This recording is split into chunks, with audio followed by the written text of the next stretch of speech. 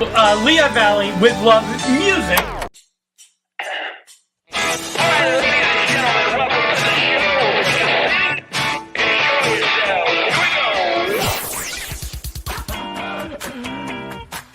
Phil, you're so excited to talk to your favorite band. I might have a jazz album. I might have a folk album. I might put out a dance album. I don't know. I remember this one time. I'd been writing some songs, and I went out. I'm just going right in on this story. I went out, and so. And listen, it's going to be everybody's favorite band. This is weird music. A lot of opportunities sprung up pretty fast. The affirmation just kept happening, like you're doing the right thing.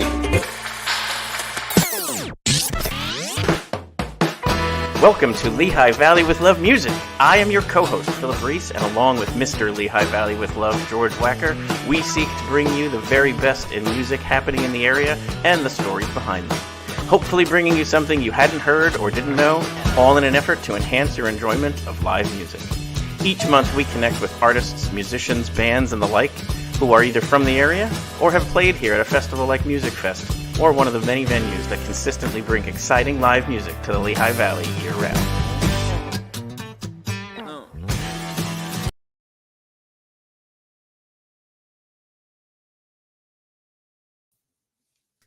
I muted us. Okay. We're muted. It was a I had to very do the international sign of muted. anticlimactic beginning. No, it's exciting. It's only been 2 years of this, you know. We'll get I figured it out. I can learn how to unmute very soon. Quickly, to begin, hello and welcome everyone to Lehigh Valley with Love podcast music edition. Happy Mardi Gras yesterday, That's Ash right. Wednesday today. I'm your host, George Wacker. Well, I'm a co-host, George Wacker, with our other co-host and editor, Philip Reese. I want to thank our sponsors right off the bat, Arts Quest, Molly's Irish Grill and Sports Pub on the south side, and of course, Michael Bernardin with Remax Realty. And we have a new sponsor coming in. I can't name them yet. We still got to do all that kind of stuff, but it's really exciting. So if you do I love the secrecy. I know, well, not secrecy. I just don't want them to like back out. And my phone just gave me an alert. We've just gone live on Twitch. So yeah, if you do want to get in touch with us, we would love for that. But let's get into it because they're not here for us. They're here for Mr. Greg Adams. I want to talk about Tioga first. They are a modern indie rock band born in Philadelphia with roots into New York City and Allentown. We're going to find out. The quartet has established their signature blend of new wave indie rock and synth pop, which sounds great to me. Yeah, They've grown to embrace goth pop tendencies as well. A whole lot of synth, drawing influences from new wave indie rockers. Think The Killers, think Bleachers, but also think, Bruce Springsteen as well. Let's bring in Greg Adams from Tioga. Yay! Hello, Greg. What's going on? How's it going? From the far reaches of Allentown. I thought you'd be further away. Yeah, that's right. This may be our closest virtual interview ever. Well, I mean, you are right that the band claims its roots in Philadelphia, but recently I have moved back to the Lehigh Valley. I grew up in Bethlehem. My parents met at Music Fest actually in What a great story. 1984 or something. No, not that early. 1990. Did they really meet at Music Fest? Yeah. What was there a story behind it? Like were they Yeah. at the ticket booth? Yeah. So my dad was wearing a white T-shirt. He was coming out of Rips, I think. Rippers. Yeah. Okay. Of course. He was This coming is out. great. This is already the best podcast around. He was coming out of that bar with his friends, and he had a shirt on that he got bungee jumping the day before, and it said just one word. It said "boing" with a exclamation point. Nice. Okay. And the T-shirt caught my mom's attention, and my mom was too timid to approach him on his own. So she was with like her sister and all her friends, and she sent an envoy to approach my dad. An entourage. Yeah, my dad, 25 or so years later, will say that he was hoping that the woman that my mom sent was the one who was interested. And then when the story was actually That's amazing, man. Your dad, video, yeah.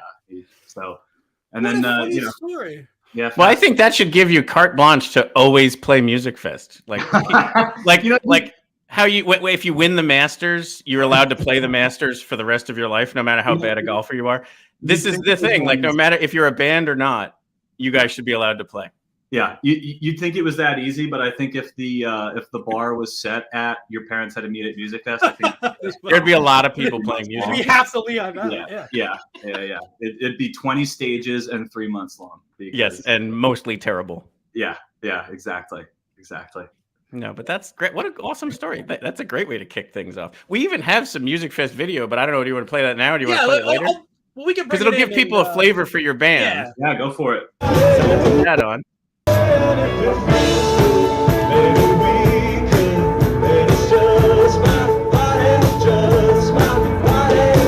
can't wait for this.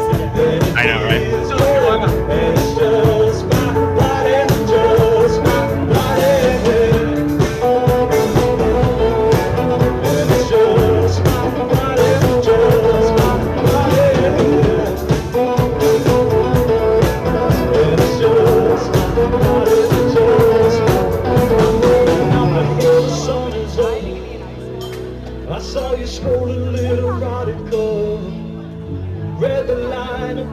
Yeah, there's a story by the drummers looking up. We'll tell that in a second. Oh yeah, I've got some stories about it.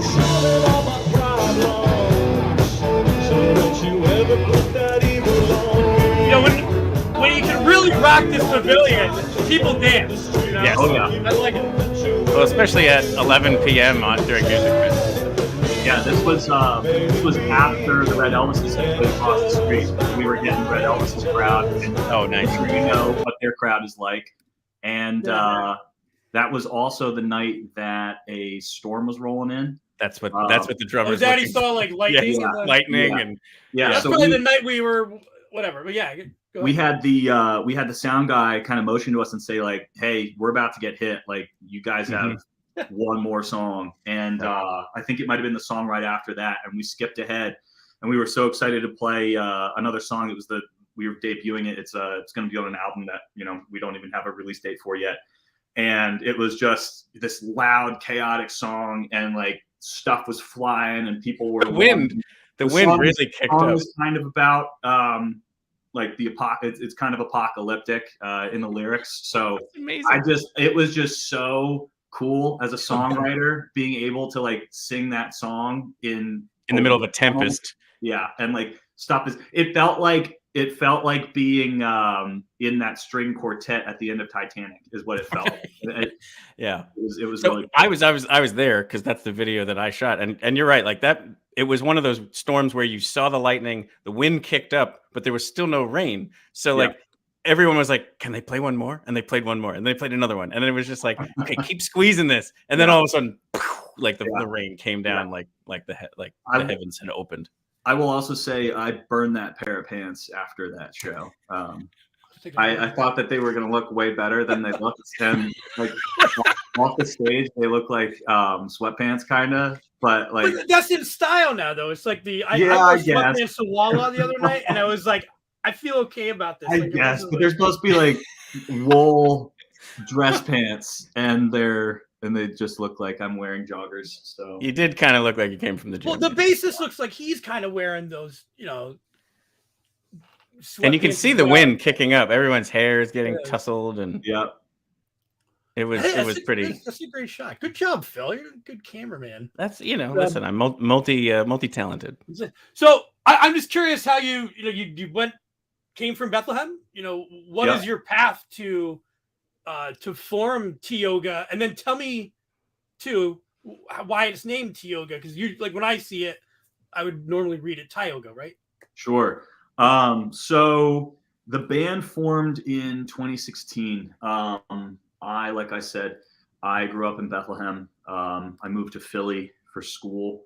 I attended Drexel University, and I met Derek, the guitar player, and he was booking shows at the time, and I had a band in high school, and I took off. I kind of took a hiatus from live music, and I was looking to get back into it. And he was booking DIY live shows in Philly basements.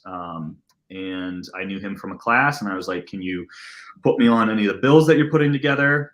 And he was like, sure. And I don't know if you know anything about like the Philly DIY scene, but it's very much a very specific type of music. And it's all mostly originals.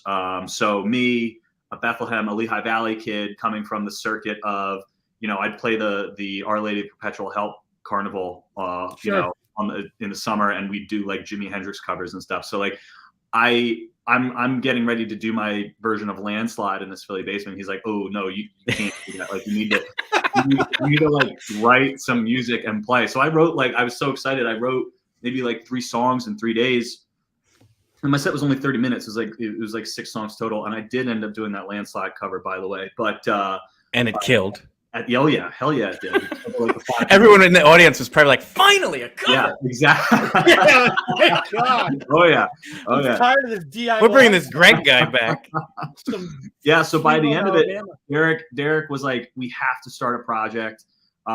So he roped in the bass player, Austin, who at the time, he and Derek were in a pop punk group in Philly together that was falling apart. And then for the next 2 years, it was the 3 of us, and then whatever hired gun we could get behind the drums to play our music with us. So we went through a bunch of drummers, and then Henry, our 4th member, he's there with the shades and the beanie. And it's Henry with an I. Oh yeah, yep. That's his God-given, his parents' given name. But If God gave it, that would be yeah. he'd be doing more than just playing drums. But he was fronting his own projects in Philly, and we were going on tour, and we didn't have a drummer. And he said, "Hey, I also play drums," and so he tagged along with us. And by the end of the 10 days or so that we were on the road, he was our permanent drummer. And you guys definitely have a feel of, and you can almost see it here in this image that we've got playing right now, that you're all probably multi-instrumentalists. Like Yes. the bassist plays guitar. You just talked about the drummer could be a front man. You do guitar and synth, whatever. Like you can tell that you guys are all musicians. Yeah. And then you settle into a role. Yeah. And I mean, for the first 14 months of the pandemic or whatever, however long it was until we were able to get back. Actually, the video that you're playing right now is the last pre-pandemic live performance we ever did. That's February 2019, and then the world 2 changed. years, Yeah. So for all that time, we were pretty much a studio band, and just working on stuff as we could, and doing online content similar to this, and doing live streams and stuff. But like you said, I play synth and guitar. Derek, the guitar player, plays keys and guitar. Austin, the bass player, plays drums, bass, guitar, piano, and Henry plays drums, bass, guitar, keys, Sure. and everybody sings. So, And I think where that comes out is, even if you're continuing to play the bass, you're going to play it in different ways if Yeah. you know how to play other instruments, and same for the others. So it really comes across that you have a pretty diverse offering of songs, where one song will be like, oh, this sounds just like this band. And then the next one will be like a totally different sound. Still all from the same kind of neighborhood, yeah. but very different. And you even mentioning too, like, that you were very much a studio band. You guys play those songs live very true to the studio. Like some people sound great in the studio and then like slop on stage. You guys really carry that over to where it's definitely a live performance. Like you don't want it to sound like it's a recording. Right. But it's still very true to the recording. And so I don't know. I thought you guys were awesome. I really appreciate that. I mean, one thing that you touched on there, one of the other strengths to having a bunch of guys who all play those different instruments and have respect for how those different instruments fit into an ensemble is, everybody has an understanding for and a respect for how all the instruments are supposed to come together live or in the studio. It's not the drummer saying, oh, the drums need to be louder. It's not the guitar player who shows up to the gig and the show is in a postage stamp of a room, but he's got the Fender Twin, that blasts, right, 5,000 decibels. It's not that kind of band. It's a band that is very considerate of how all the different pieces fit in together. And I think that's been one of our biggest strengths. And then the second thing that you touched on there about arrangements and live versus studio, for the stuff that we can't make sound like the studio, we are very unafraid to just flip a song on its head and just do a completely different arrangement. The video that you're playing now of our song Undercurrents, the Fairmount session in Philly. It's always sexier if you can have it with a parenthetical. Yeah. But I mean, this song, we do it completely differently live. We do like an all electric version, even though the studio version is very pulled back acoustic guitars with some samples that we took of just like nature. And then tonight I'm gonna play it in a way, because I didn't write the guitar part. Henry wrote the guitar part, and it's like open E tuning. And I'm totally, if he watches this, he's gonna be like screaming. He better watch. I'm gonna send him the link. I'm gonna say fast forward to this time. Right. So we'll timestamp it so you can watch me butcher your guitar. Yeah. So, yeah. It's got to be interesting too, though. Like you're kind of learning from each other as well. You all have like multidisciplinary type stuff. The stuff that you guys must do in sessions when you're creating stuff must be really interesting, because you're all able to do what each other is doing in a sense. Yeah. Well, so I mean, right now we're recording our second LP, which is what I alluded to, and pretty much every time we get into a recording session, I mean, everybody's got a guitar part on the track, right? It's like everybody's got an idea. Everybody's got like a specific way that they play guitar. Yep. There are parts that we know are going to go in that are Austin parts that, like, before he even shows up, we know are going to be there. And then the room is like, hey, we need you to do the thing that you do. Can you do that? Right. Well, it's good that you celebrate those differences. Instead, it's like, that's not how I would have done that. No, we're like, I mean, I know exactly what this needs. Right. This needs some Austin. And you can also tell you guys just have a blast playing together. Like, oh yeah, like you can tell that there's fun on stage. And what I always love about music and art in general is when there's like nonverbal communication going on, which you find a lot in jazz music, but here you guys are doing it within your own songs. Oh yeah. And you can just tell there's like, oh, they know exactly what they're about to do, and I can't wait to see what that's going to look like. Yeah. A great example of that is we opened for Low Cut Connie maybe 2 or 3 years ago at the Arts Quest Center. Awesome. On the 3rd floor. Yeah, it was a great time. Look, kind of killed it. But I remember in our first song, Austin's like connection to his pedal board just stopped. There was just something stopped working in the million cable long channel from bass to amp. And let me tell you, he and I had a nonverbal conversation of a lifetime. While I'm up there playing the guitar and looking at him as there's no bass in this very bass heavy song, and he's like panicked, it looks like he's trying to start a fire with 2 sticks and on his pedal board. You guys are talented enough. He could have just started like beatboxing there. It's like, I got a mic, that works. Yeah. You way around it. Yeah. So yeah, it's definitely go ahead. I don't want to forget about it. Why Tioga? Okay. So we were looking for a name for the band, and I was looking at lists of words around that like names of things around in and around Philadelphia, because we wanted something that kind of represented where the band formed. And one of the words that we had kind of seen everywhere was Tioga. There's a Tioga Street. So I looked back, and there was a guy from Bethlehem in the 19th century who walked all around to different Native American tribes in the area, so like in and around the tri-state area.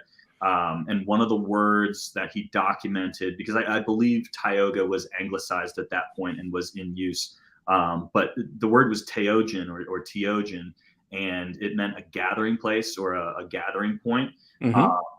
And Philadelphia was kind of that convergence for us, and Tioga is that convergence for us, because we're all coming from different, geographical backgrounds. We're all coming from different locations. We're all coming from different places musically. Derek fronted a hardcore band before he decided to, be in this. And Austin has always been into pop punk, and I've always been in my own thing. And, all that stuff kind of blends and converges in this band. And that's why we named it Tioga. But I say Tioga and not Tioga, one, to differentiate ourselves from the camper van and the county and the street, but also two, because just based on my research and what I looked up, it's a little bit closer to the pronunciation of No, that's awesome. That's a great way more interesting answer than I thought I was going to get. That's really, no, it is. And it worked. It's almost too good. I don't know. I thought it's Tioga Street. We knew this guy. It's Henry's middle name. I don't know. It could be Henry's middle name. I'm not sure. It was. I walked out of the Wawa after getting my wooder, and I saw the wooder. So this might be helpful. For one thing that we always hear from people who watch our interviews is what songs should I listen to? Because I don't know this band. They seem interesting to me. If you were to pick 2 or 3 songs that would represent Tioga, what would you recommend someone would go listen to? Well, I mean, the answer that I want to give is all the stuff that we're working on now, because I'm so excited. So we'll reserve a spot for one of those, but maybe 2 others that would kind of show the scope of what you guys do. I think Break Me In is one of our most aerodynamic, tight, realized songs in terms of just sonics, and it hits you very quickly, gets to the hook very quickly. Sure. It's, in my opinion, one of the catchier vocal hooks I've ever written. I actually wrote the hook when I was 16, and then it stayed way back here in my brain for a really, really, really long time, and then it didn't resurface for another 8 years or whatever. When it was time. Yeah. I've got a bunch of little ideas like that gestate, and then they come out. But then I think also, the polar opposite of that song, obviously, is our most recent release, which is called Undercurrents. That is streaming now too. That song is the most, I would say, it's the most genre defined. I think. I think all of our other music, and maybe this is just the bias of being the person who writes the music and not the person who listens to the music, but all of our other music is very hard to pin down, I think, in terms of what exactly it sounds like, or you can't really maybe describe it in one word as easily as I feel like you can describe Undercurrents.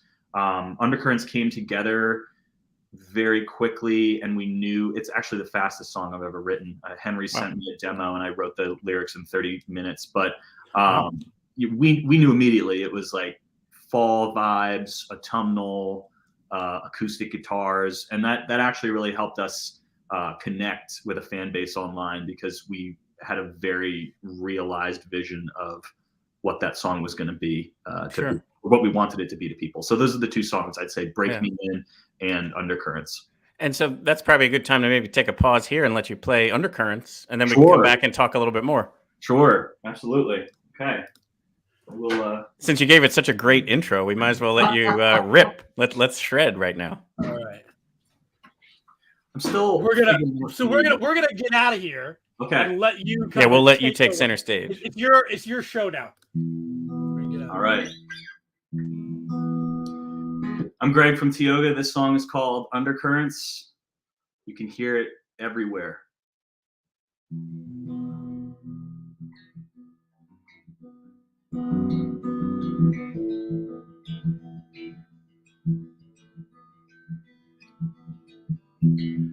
I saw a stranger in my reflection,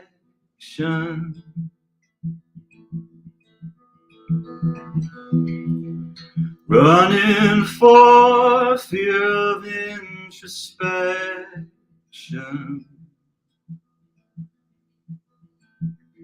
Dreams of endpoints and accolades.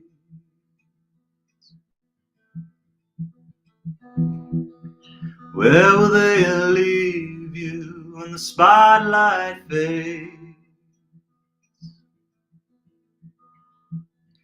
Was there ever a moment where you thought it could be real?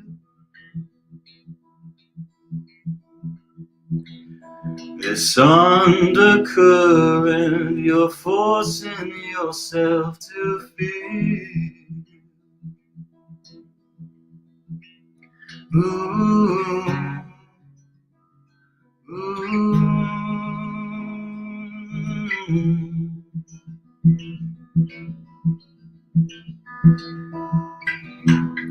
Now I got my ear against the outside of a tin can,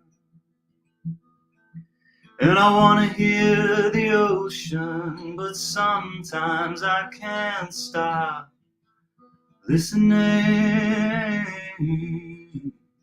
And if you're gonna leave me, promise me I'll see it coming.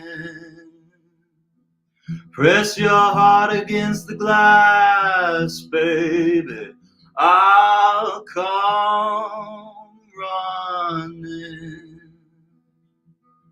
Was there ever a moment where you thought it could be real?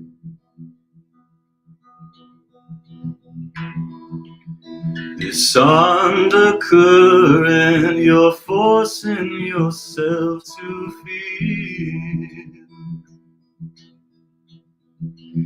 And was there ever a moment where you thought we'd make it out?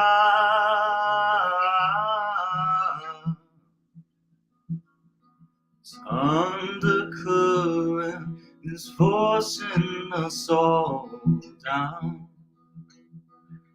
Ooh, ooh, ooh.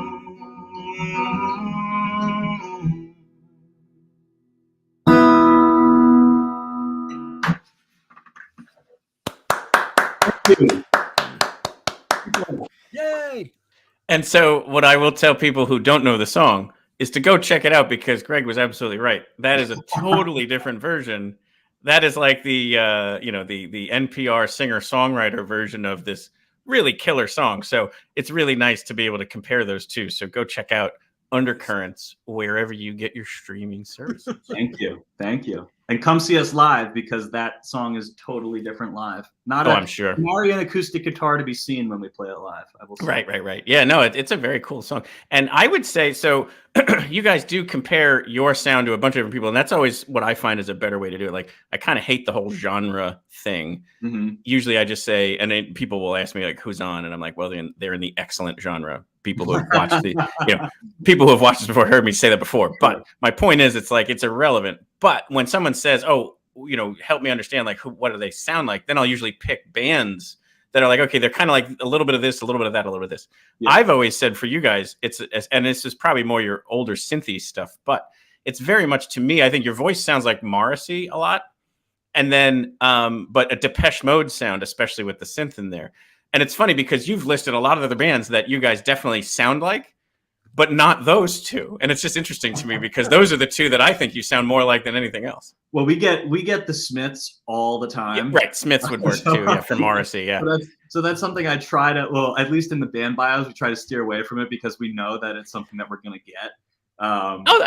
That's probably smart. Yeah. Yeah. No, but I know a lot of people love Morrissey, and well, maybe not his politics, but his music. Right, yeah, exactly. You got to separate the art from the artist. Yeah. No, I appreciate that. I wear that with a badge of honor whenever I get that. And then Depeche Mode, I love them too. I try very hard not to be pigeonholed by the voice that I was born with, but at the same time, I try to lean in to the drama that I can create with my voice. Certainly. And I think that we try to arrange music that fits that. So Depeche Mode is definitely a touch, one of our touchstones for sure. Totally. Especially there was that phase where you did Bad Things and Imaginary Friend. Mm-hmm. And I think those are two songs that definitely fit that kind of sound.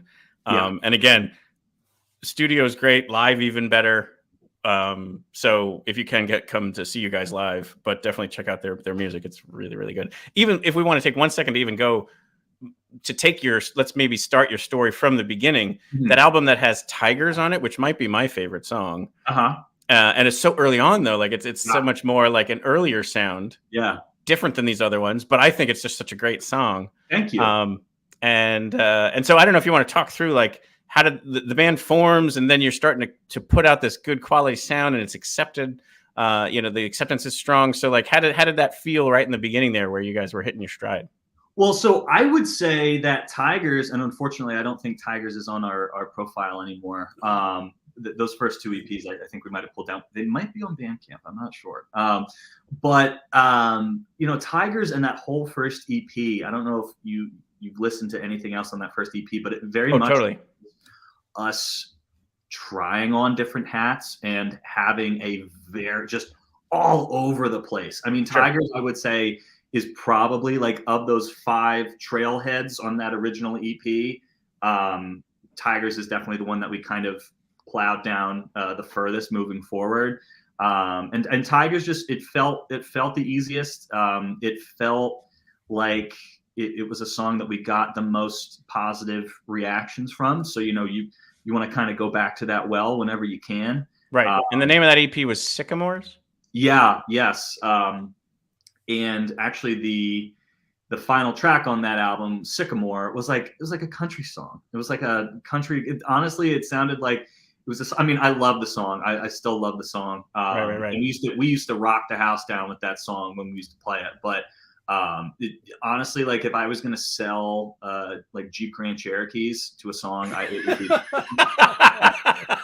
That is a great metaphor. And that's a total departure from where I think we are now as a band, which is just so cool to look back on every song we've written that's gotten us to where we are now. And I don't look at any like even some of the songs that I wouldn't maybe play live anymore. I still look back on them lovingly because I think like I had to write that song to be able to write the next song, or I had to. It's a chapter in the book. Yeah. And so even another song on that EP, Dream Eater, is a great song. Like I listened to that one, I'm like, there's no reason why that wouldn't have been on like alt rock radio at the time. Yeah. Like even today, like it should be out there. Like it's a very poppy, but in a good way song. Yeah. Like it's like an earworm. Yeah. Thank you so much. Yeah. No, that's a song that, if we're ever playing like a 90-minute music fest set, might creep its way into like the opener for the. If you're in my communications to set you up for this, I actually requested that song when I thought it might be all 4 of you that could play. Man. That was the one I sent over saying, hey, can they play this one for the early phase and and something newer. I will say we've been known to do an acoustic version of Dream Eater too. And I think it's great. I mean, it's really, really a great song. Thank you. And so I just looked. I purchased the EP off of Apple Music, and it's gone. It's not even in there anymore. Oh, well, you should. Well, unless because I own it, it's not showing up in the search results. But that shouldn't be. It still should be there. Anyway, I hope you still have access to it. But so I have it, so I could just bootleg it for anybody listening. Excellent. If you want it, yes, I'll just rip it for you. Speaking of bootlegs, I remember that brings back a visceral memory. I love visceral memories. When we had 2 EPs out, before we had any like CDs pressed to sell or anything, when we were going on tour, I remember we bought these like brown cardboard CD sleeves with blanks, and we made our own bootlegs of EP. It had EP1 and EP2 on it, and we hand wrote out the track list, and we had a little stamp, and we stamped Tioga on them, and we just gave them out for free. That would be super cool though to have. Yeah, Austin might have one. Yeah, if somebody has that who's listening, post it on Twitter or something. That would just be really cool to see. Yeah. Austin's CD visor. Austin is the band. Austin's the band historian, but he's also a pack rat. So like he'll lose stuff in his like pile of 40 bass guitars because it always gets anywhere. He doesn't give any of them away. So he's probably got one of those bootlegs. He also has, and I haven't forgiven him for this, but we made a 45 on one of those instant vinyl recordings when we were on tour in Nashville. We went to Jack White's Third Man Records. Oh, awesome. His little booth that you can pay like $5 to make your own recording. We walked in with this like little crappy guitar that was in the Jack studio. and the four of us crammed into this. It was like a photo booth sized thing. We crammed in and we did our four-part harmony acoustic of the song "The One," which actually George, you were playing the video to earlier, and it was so cool. Like 10 people, everybody in the store was kind of gathered around us because they're like, "Oh shit! Like, what are these people doing?" And actually, a couple of them came to the show that night, so it was a pretty cool little. It was a good advertisement. Yeah, yeah.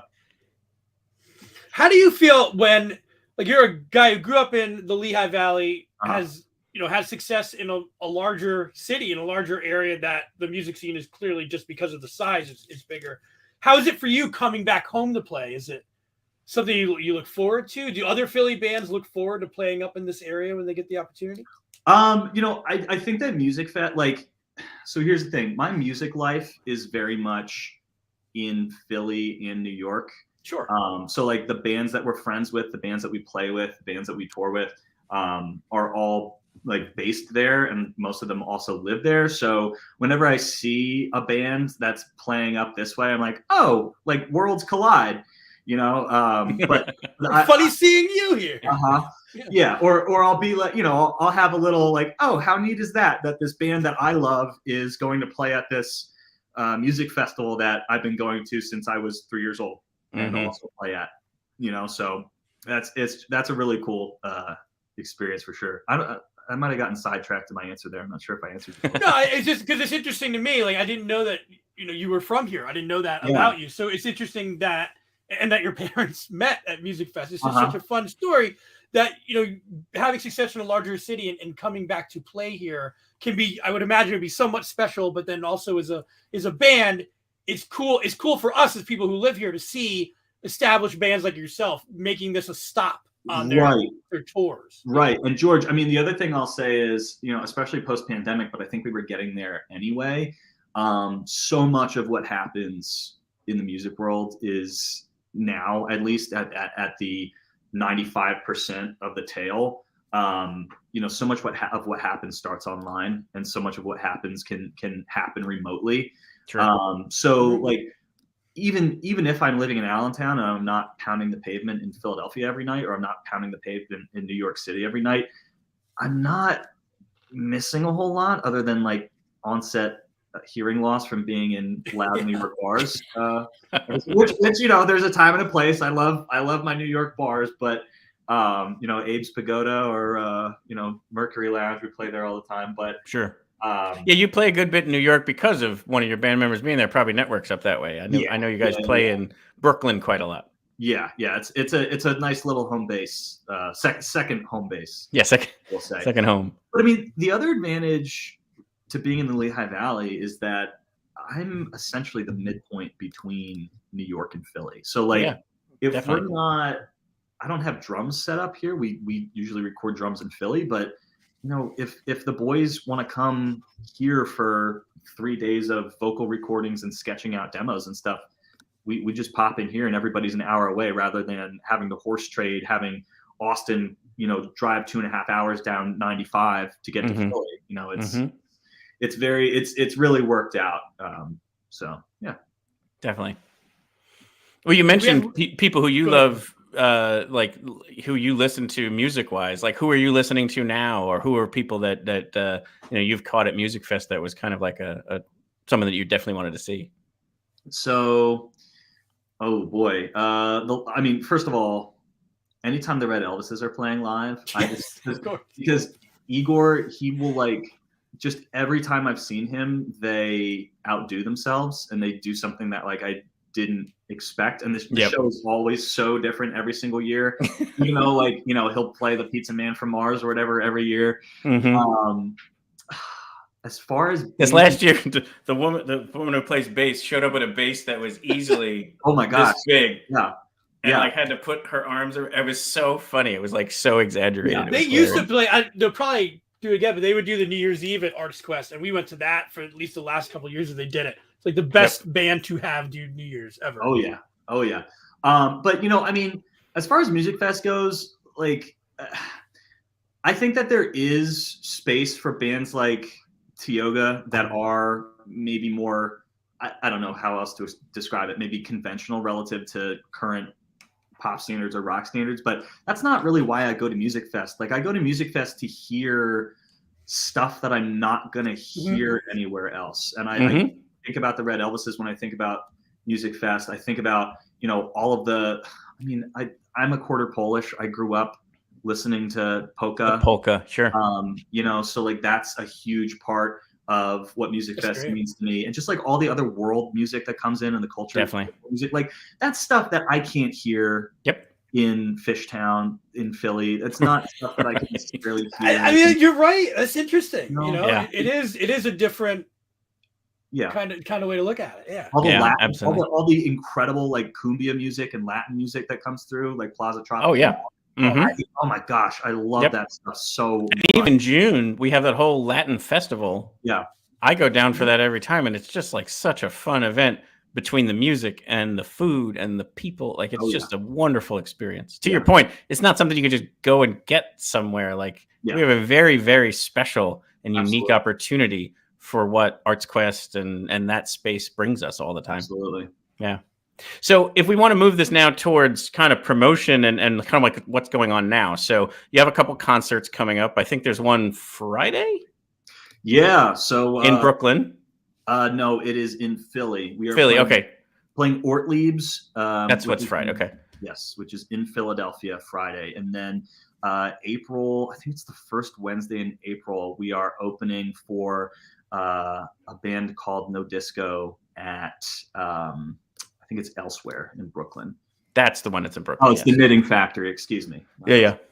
So, and then I got to think as the new music gets released, there's going to be a lot more shows come April, May, June, July, and on forward. Yeah. Right now we're planning, you know, it's hopefully as the world's opening up, it'll get easier to book some of this stuff out. Well, actually it's kind of getting a bit harder because you've got this like bottleneck of all these bands. Like hey, we're opening up. Like everyone wants to. Yeah. It's a huge rush, but I mean, we're still getting shows on the board.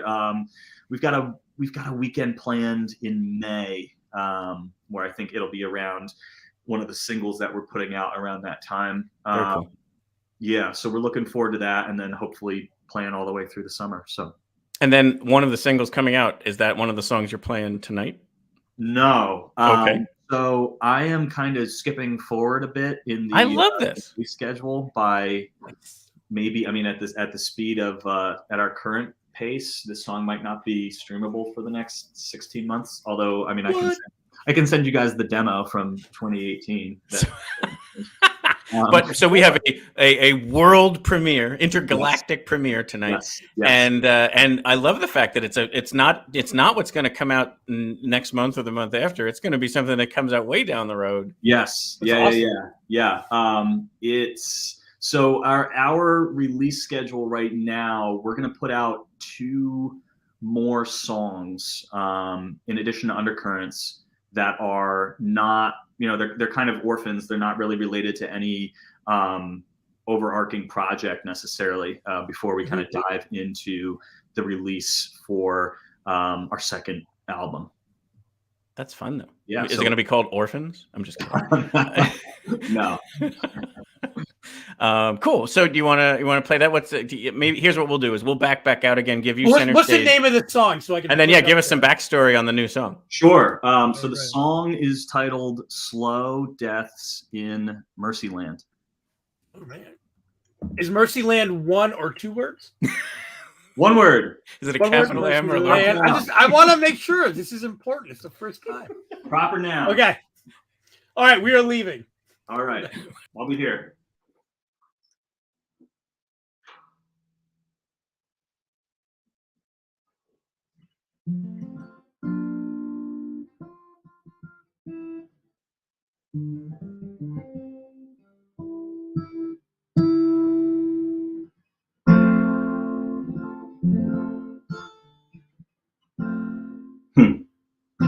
My name's Greg from the band Tioga.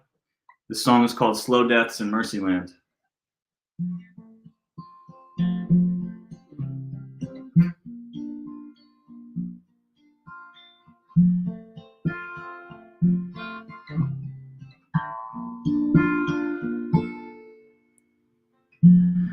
This is not what I remember. Days were short and the earth was green. We were satisfied, the other side was unseen.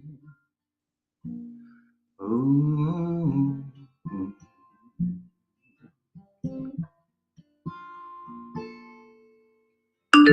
Our fire became a stable ember. When the walls came down, we'd rise and we'd fight.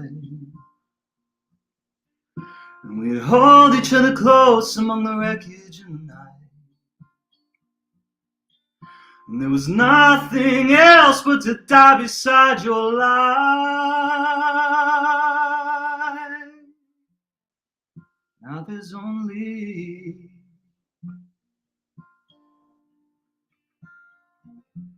slow deaths in mercy land.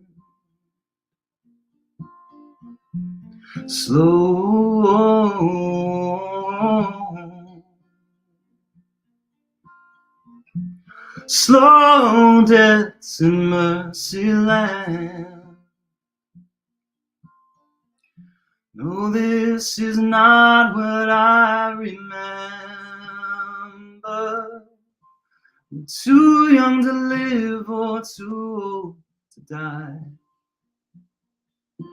The answer screams out and no one asks why. With my lips to the cup and my throat still dry.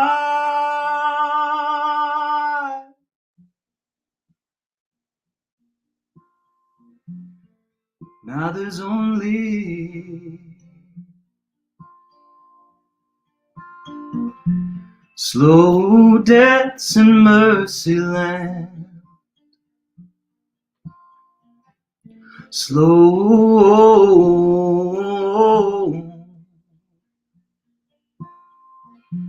Slow deaths in mercy land. Where the problems we face are never our own. We're connected at last, but we're always alone. It'll tear out your heart and rip you to the bone.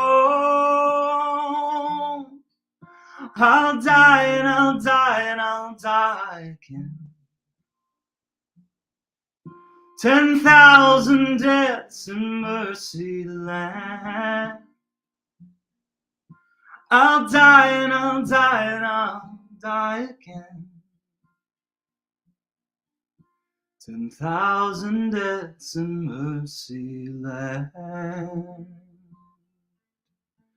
Oh.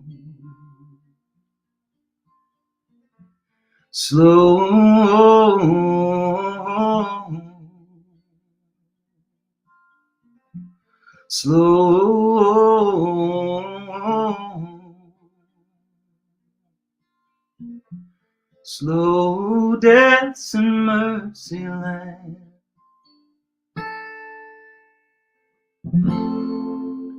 There it is, the first anybody's heard that song. That was great.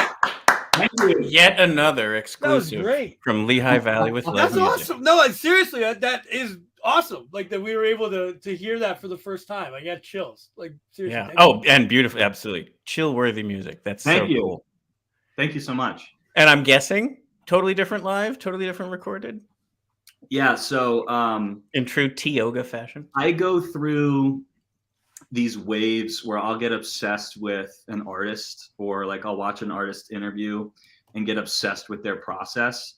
So I wrote that song in 2018, and I kind of had the, you know, I've got a day job, and at that time I had a day job, and when an idea comes to me, I mean, back in the day pre-COVID, when it wasn't, you know, when it was in office, I would have to either fake needing to go to the bathroom or like run into a stairwell and just like record what was happening in my head so I didn't lose it. And I still do. Sure. Yeah. Everyone's like, Greg's got an incontinence problem. Bathroom again. Yeah. Are you all right? Do you need to go to the doctor? Yeah. You have prostate issue?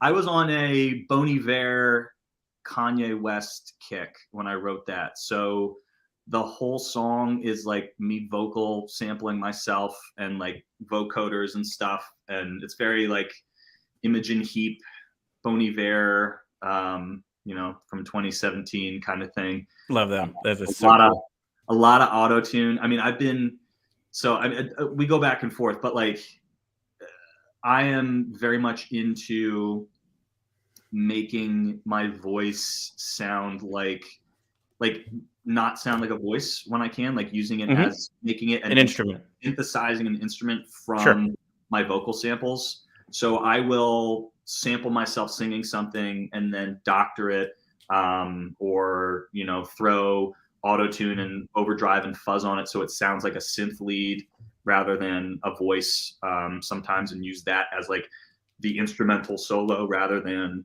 you know, a guitar or a keyboard. That's super cool. Yeah. So that song, what's that? Very Mike Patton-esque.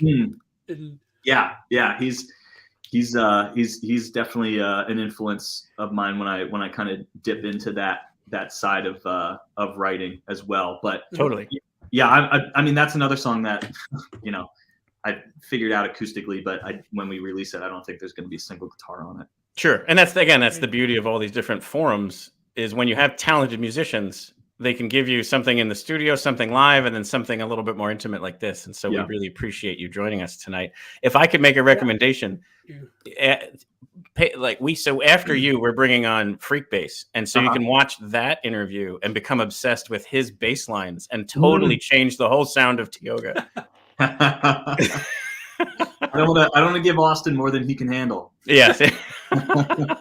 Well, any last things you'd want to promote? So there's the one show here in Philly this Friday. Yep. If you've got, you know, the ability to go see it, should be great.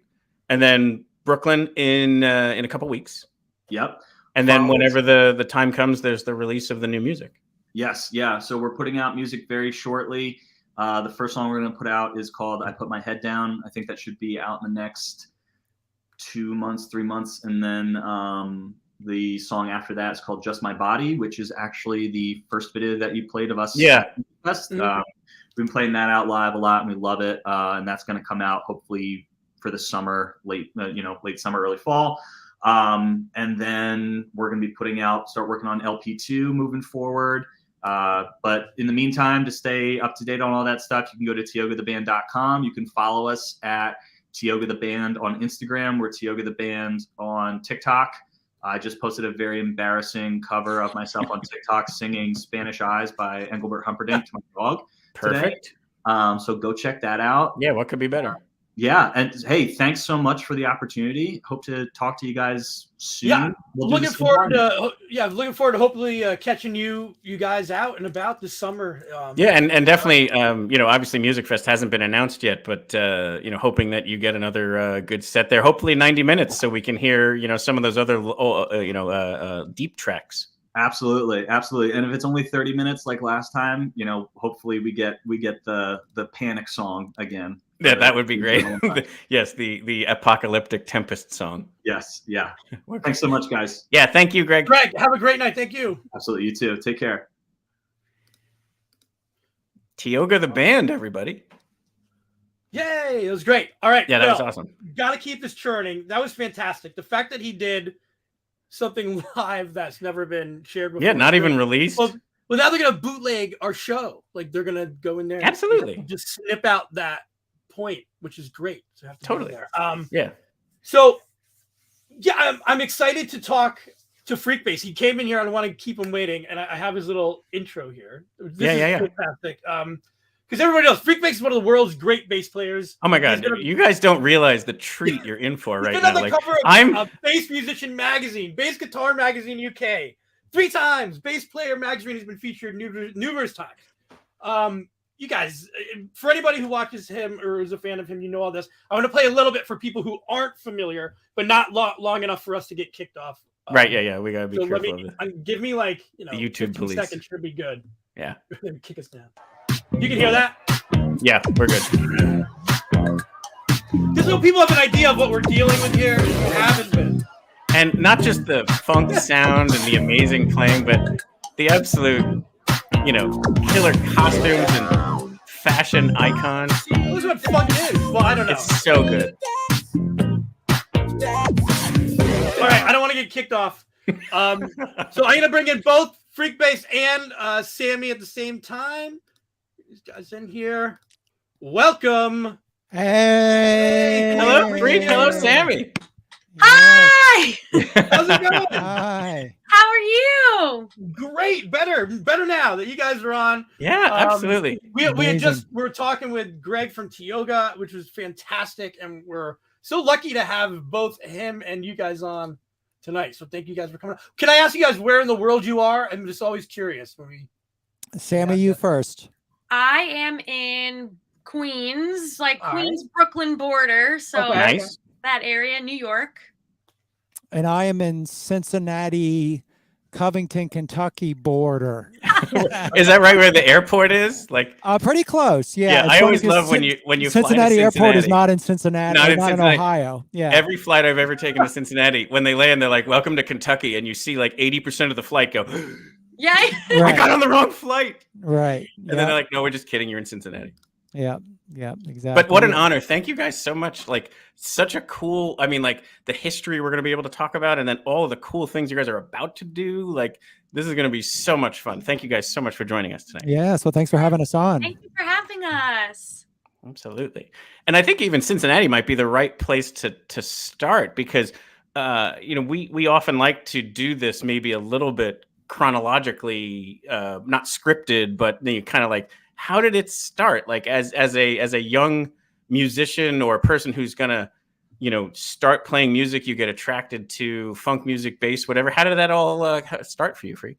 Yeah, well, I mean, definitely. I always say, I'm sure no matter what part of the world I grew up in, I'd be playing music no matter where I was. But Sure.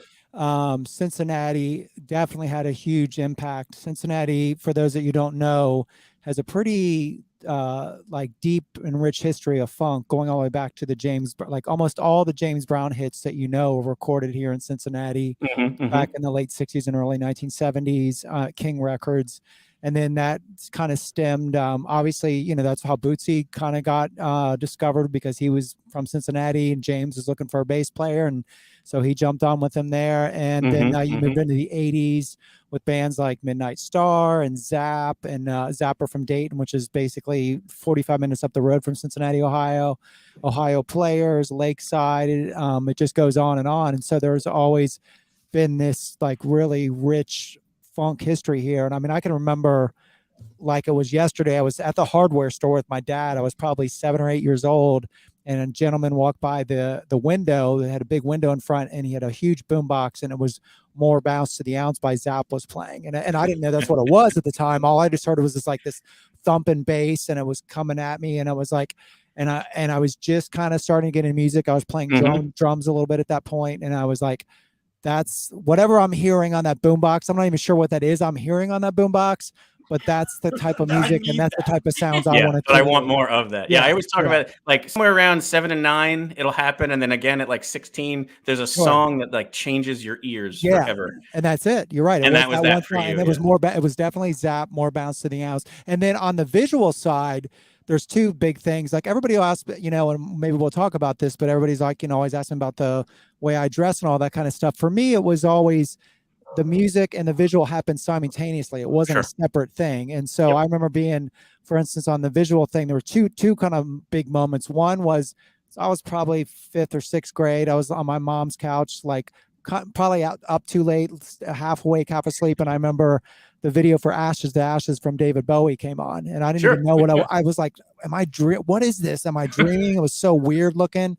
And then I was like it was like hypnotizing. And then, a little bit before that, downtown Cincinnati, there used to be a record store down there, and they had this huge cardboard cutout of Bootsy. He looked like, I didn't even know he was a musician. He just looked like a freaking superhero to me, standing there with his hands waist. And I was like, what is this? All those kind of things all kind of came together, and they kind of spawned themselves at the same time. And we should take a moment because you're referencing Bootsy, which is obviously a huge influence. Bootsy Collins, so like you mentioned, James Brown, P-Funk, right? P-Funkadelic. Yep. And then also, in case you were born a little bit later and you don't know those bands, he was in the Groove is in the Heart video by D-Light. Yep. Yeah, so like exactly. you know Bootsy Collins if you don't know that you know Bootsy Collins. Like he's a big deal. So and then the bigger deal about it all is that he gave you your name, correct? Yeah, it was the Cliff Notes version. I was one of the first times I went over and recorded over at his studio, and it was crazy that whole day. And that's one of those days I can remember almost every second of it. But he opened the door first, and he looked like he was 20 feet tall, and he's Bootsy is tall, but it was just like, And he wears those like Gene Simmons boots. yeah, too. but he was in studio mode, so he was like being, he was producing and engineering a song that I was playing on. It was for this label called P Vine, which is a funk label out of Japan, and so he had me plug into his, and literally in his studio, I plugged into his, and it was like these 6 18-inch speakers and 15. It was like crazy, like shaking the walls when you plugged it in. And he had all these effects around the studio, and I kept I was like, can I plug this in? Can I plug this in? And he kept saying, he's like, man, you got that freaky bass thing going on. And I don't think he really remembered what my name was, to be honest with you, at the time. So Freaky Bass thing, as the day went on, became, hey, Freak Bass, come over here and tell me this. And then everybody else in the studio started calling me that. And it just, and wasn't there also like stuck. there were 2 Chris's? So that's exactly it. The guitar player was named Chris too. So I think that's kind of how he differentiated us between the two. So then you just became Freak, and then it was over. That's exactly it. It was a done deal then. And now Mom even makes me the birthday cakes with it on there. So it's that's a done awesome. deal. I guess it's stuck now. It says I'm for life. Yes, absolutely. I don't want to keep Sammy out of this. I don't want to keep Sammy out. I'm just curious. Like, how did you guys meet then? What is your story into meeting Freak? Well, we actually met in real life. Maybe 2017. That sounds about right. Right. Yeah, that's like the collaboration started in 18. Yeah, so like around that time. Yeah, so, that sounds about right. Yeah, we were like touring in the same, sort of like music circles, and I knew of him. I think maybe he knew of me. Yep. And we have a ton of mutual friends. And he reached out to me. He sent me an email, and he was like, hey, like, I would love for you to record on one of these tunes. Can I send you something? And I was like, of course. Like, let me think about it. Yes. I'm like, I love you. I think you're an amazing bass player and musician. I was like, of course. And it just was that Love in My Pocket, or was that how it all started? Was that a different song, or was that Love in My Pocket? Was it Love in Your Pocket? Love in Your Pocket probably would have. Was that the first one? Yes, I think it was. Or was it Stepping Out of Line? I can't remember if it was that or Stepping Out of Line. I think it was Love in Your Pocket. Yeah, which is an awesome song, by the way. Yep, there it is. There's a video for it right there. Yeah. I think it was directed by the very talented Angie Wilson. Yes. Yes. And then I think so. I sent that back to him, and he's like, "Cool, can I send you another?" And I was like, "100%, yeah." And then he was like, "Hey, want to play some shows?" So it very organically, and we became super, super good friends, and now we're doing what you see today. Yes. That is so cool. And then, which maybe you'll get to it, but it's kind of neat because it's almost gone full circle now, because I'm actually playing, I produced and I'm playing bass on Sammy's song now, which we just released a couple weeks ago. So it's all one big happy, funky family now. And that EP is called Sweet Tooth, correct? Yes, the EP is called Sweet Tooth, and the single is called With You. Yep. Out on all streaming platforms, so I'm super excited about it. The video for that is pretty awesome too, which I wanted to ask you about. It must have been so much fun because what's the name of it? It's called With You. And he'll bring it up now, but you were able to just like grab cake with your hands like in a good way, a 2-year-old. Yes. It must have been so much fun. It was a blast. There it is. And I just love the idea of, being all like music video ready and stuff, and digging into this like beautiful cake and like eating it. And actually, it started on a FREEKBASS tour. I do this thing on Instagram sometimes called Sammy Eats, where I'll eat a new food. So it's sort of like, again, happened like very naturally. I was like, oh, this sort of is kind of like Sammy Eats, and I eat a cake. Like, I've done this before. This isn't sure. That was at the Rock and Roll Bakery place in West Charleston, West Virginia, right? Yes. We played the weirdest venue. It was called, what was it called? It was called like the Rock and Roll Bakery or something. I Wasn't it? gotta find it now. Yeah. Yeah, and so they it was like this, had this big venue in there. Then there were also It was a sweets, bakery. and a bakery with sweets, And which is like what a combination for musicians. We just went to town on it after that. Yeah, amazing. Yeah. So yeah, I did like an Instagram video of me eating some sort of. That's it right there. Yep, delicious Rock pastry. City. Yeah. Yep. Yeah. Wow. Yeah. George is a wizard when it comes You to that. are. Wow. You Wow. are. That's magic Oh, yeah, right there. it is a whole. Yeah, it's a straight up venue, but it's It got was a great. bakery inside. Yeah. It was Yeah. great. But And yeah. that- Charleston, West Virginia. Who would have thought? Yeah. Yeah, and that bass line to that song is like such an earworm. I can't get it out of my head since I listened to it. Like Oh, I'll just be nice. walking Thank around you. the house, like cleaning dishes, and I'm like, and it's just like it's so fun, and like, and you did it also for Looking one at of the your track.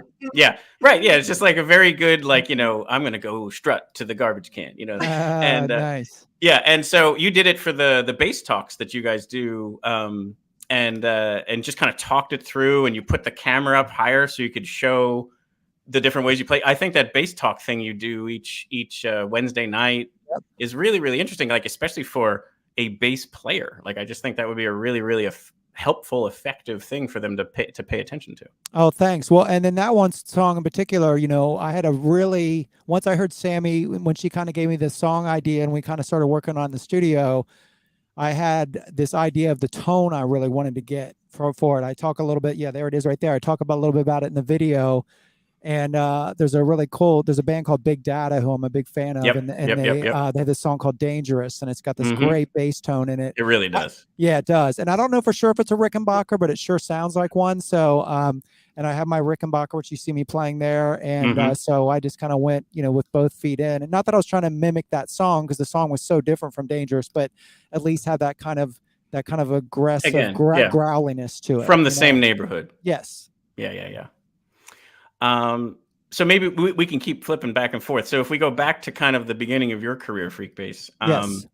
You're really like where that kind of, I guess I found here that you were recruited by Gary Mudbone Cooper to be on a Jimi Hendrix tribute. And that was where you met Bootsy? Yeah. And that's where the whole name thing happened and everything. So Mudbone is he's, was one of Bootsy's singers from Bootsy's Rubber Band. And, he's also the singer and the founder really of a band called Sly Fox. Sly Fox had a big 80s, 90s, I think it goes 80s or the 90s hit called Let's Go All the Way. And so he was actually talking about putting Sly Fox back together. I was just getting out of high school. He just started hearing starting to make a little bit of name around Cincinnati as a bass player. So he asked me if I wanted to come over and play on some demos of his. I didn't even know he knew Bootsy. I didn't even really know the P-Funk affiliation at that point. I thought it was just the Sly Fox, Let's Go All the Way guy. And so I went over his place and he kept showing me all these really like super like obscure videos of like P-Funk and Bootsy. And then I was like, wait a minute, that's you in that video. What's going on? And he's like, yep. That is the first video. Wow, man, you are good. That's actually the video I saw right there. That exact one. And that's Mudbone right there. Yeah. Wow. George is like a historian. Yes. Yeah, man. Props. So I started and I was just like, whoa, what is this? This is like, I was like geeked out. And so the opportunity came up, this label in Japan called P-Vine, like I mentioned earlier, was doing a Jimi Hendrix tribute record of songs, not cover songs, but songs written about Jimi Hendrix. And they had a bunch of fun, like some of the Earth, Wind & Fire's guys were doing something. I think the Ohio Players guys. And so he said, do you want to play bass on it? And I was like, yeah, duh. Yeah, of course. And I didn't even know about the Bootsy thing yet. And then he said, I said, well, cool. We're just going to do it over at your place. And he's like, no, we're going to go to Bootsy's. He's going to produce and engineer it. Just kind of off the cuff. And I'm like, excuse me? Like, yeah. And so, of course I was geeked, and then he brought me there. It was like going to the Bat Cave for the first time, and the Boot Cave, I guess we should say. And, oh my God, that's amazing. Yeah, and it was super exciting, and Bootsy and I just really hit it off. And Bootsy, a couple weeks later, he started like emailing, and his wife Patty, who was doing his management, started getting in touch. And then so I started going. He started having me out of his studio, and I'd go over there 2 or 3 days a week for a few months at a time. just showing me, I mean, I thought it'd be all this cool bass stuff I learned, but it was mostly about producing, and it was about how to use an MPC and how to sample and how a live record versus studio record and EQing and working a board. Sure. And it was just it was like, going to music school for real, Well, but with like Bootsy boot was my camp. mentor. Yeah. So You was boot camp.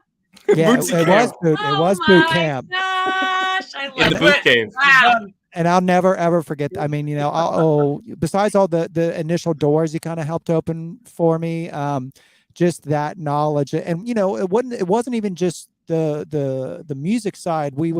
He would sit there and talk. I'd go over there at noon, and it'd be like 3 or 4 o'clock, and we'd just be talking. And he'd talk about just like getting through this crazy music business, like not getting too high in the highs and not too lows on the lows, and just and being self-sufficient. And it just really set, at my age then, it really set my head on, because I was touring in a band at that point it was just starting, called Shag, and it was a big funk band, and we were just like going all over the place, and it was like the total rock and roll story, and it really helped me get through that touring thing, because I was in my early 20s, and we were everything, when you're on the road and everything was happening so fast, and had I not had that, probably like that knowledge to go into that in the first place, I probably would have ended up in a lot different place than I am today. Certainly. No, I think that's, I mean, having those mentors, if you will, or people who are going to guide you on the right path, like that's such a huge thing for. How old are you at that time? I was 22, 23 Sure. years old, something like that. Yeah. So that's right where you can make some really bad choices too. Big time. Yeah. Yeah. So I want to bring back to Sammy again. Yeah. I love listening to these stories. This is great.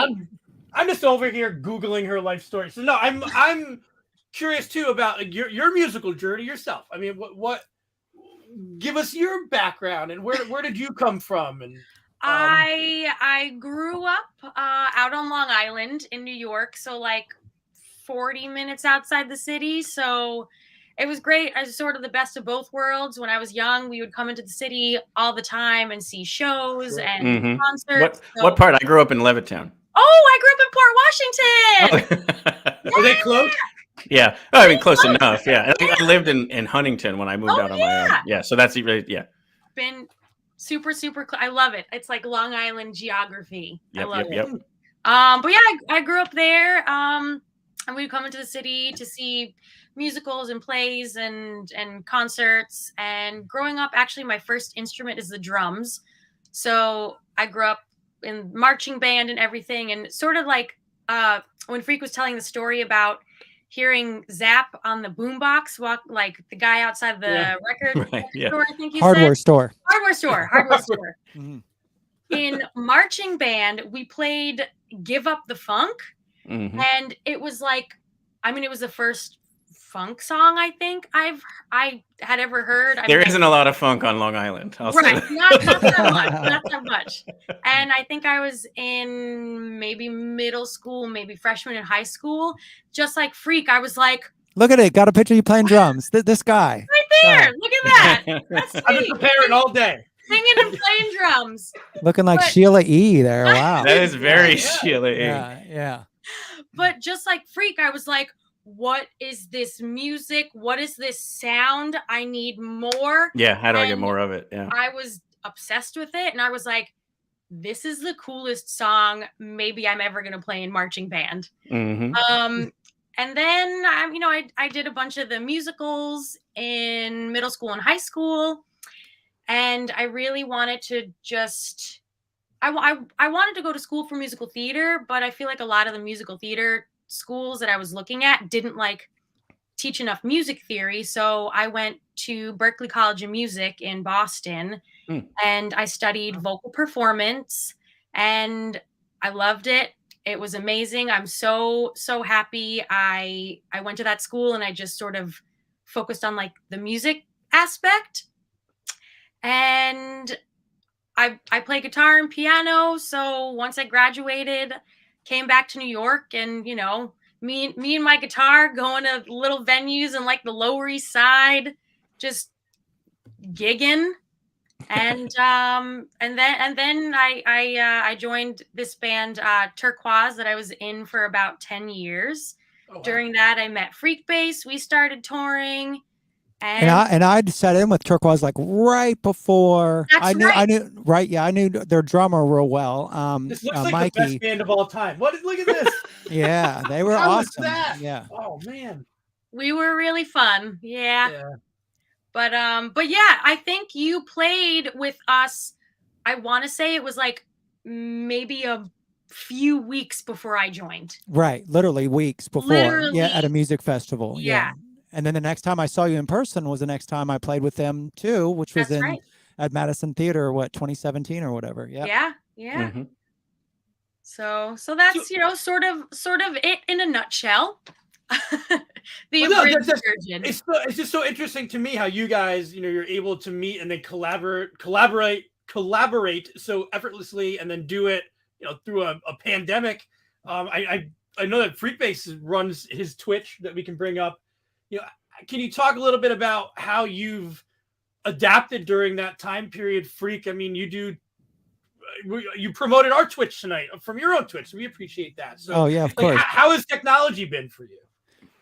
I mean, when it felt like things were gonna, the first 2 weeks were just bizarre, like it was for everybody, especially seeing things start to get canceled. Like I remember the weirdest thing is like the big bomb for me was when South by Southwest got canceled. Sure. It was like, whoa, this is real. And then of course, then a week or so later, Jazz Fest in New Orleans. So, so you knew it was something was some craziness was going on. But so I was like, well, I'm just gonna right now go and head first. And so I knew that one thing I did is I learned something called OBS, which I'm sure you all are both familiar with, which is I think what is that, online broadcasting software? Is that what it stands for? I think. And just so my live streams had some depth to them, and just went head first. And then we'd also decided to release a single and a video every month. So up until just a few months ago, literally every month since the pandemic started, we released a single and a video a month, just to kind of stay, in the public eye as much as we could with the fan base. And so yeah, as much as I could, I took advantage of, and then of course the Twitch thing happened, and that's something I toyed with for a long time. I haven't really been streaming that long on Twitch. I started back late October, early November. So I'm relatively in the scope of things. Yeah, it's just such an interesting platform. Yeah, but I love it. Yeah, I mean, because it's the most closest I feel to playing live without playing live, because of just the interaction you're having, and you're walking without a net, and I'm just creating beats and grooves. I have really no idea what I'm doing. And that's a Saturday night thing. It's pretty much every Saturday night. Every Thursday at 9 p.m. Eastern time, and every Saturday at 10 p.m. Eastern time. Yeah. So twice a week. And I'm on for a long time in the chat.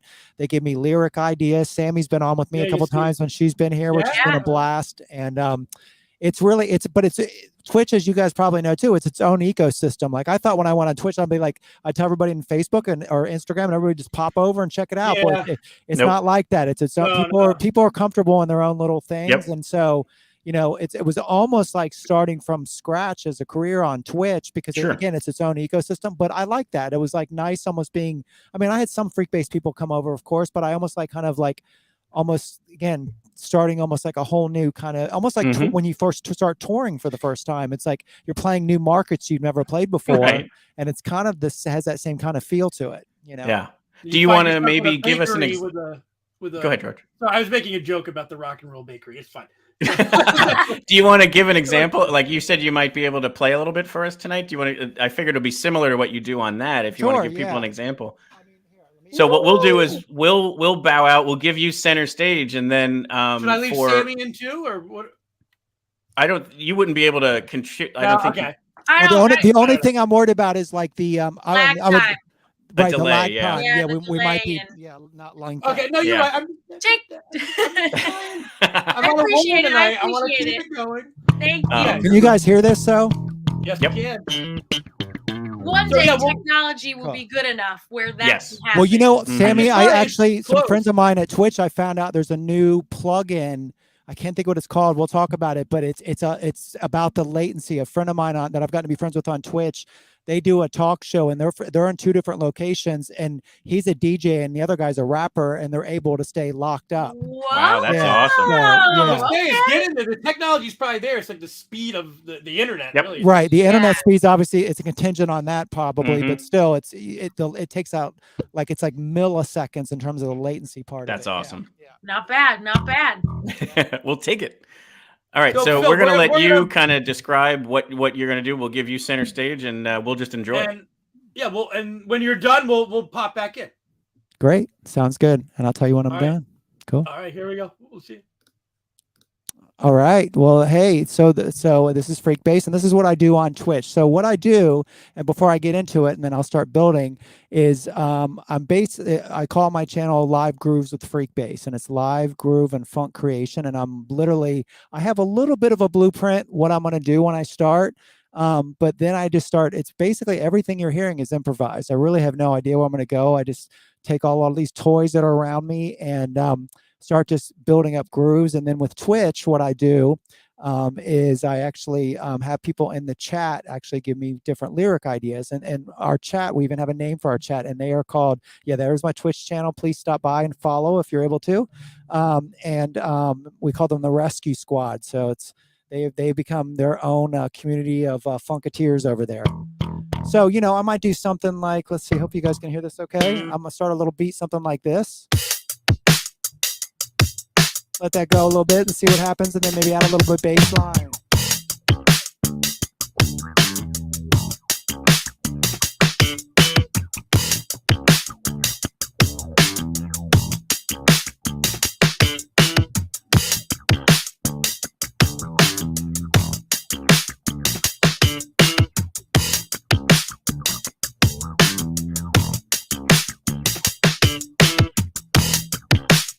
So I got that going.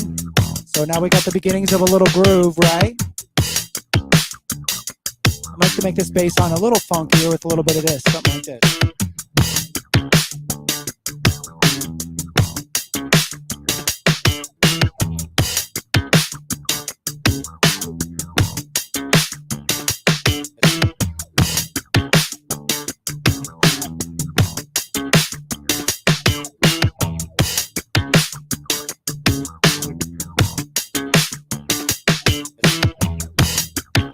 So now we got something that's starting to feel pretty good, right? So then I'll go over to this. You can't see it real good, but I got an MPC, a Kai MPC, basically like a drum machine sequencer. You heard me talking about Bootsy earlier. This is one of the things he helped me learn how to use really well. I had one of these almost as early as when I had my first bass. The key to all these grooves is keeping everything real sparse so you can have room to build on. So maybe just bring like a little bit of, I got this little keyboard sample. I'm going to bring in just a little bit like something like this.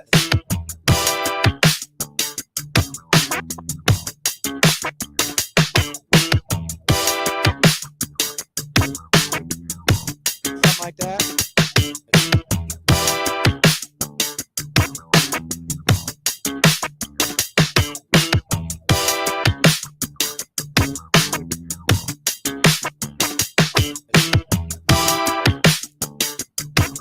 Okay, now we got a little bit more, right? So, I could keep it here, do a little soloing on top.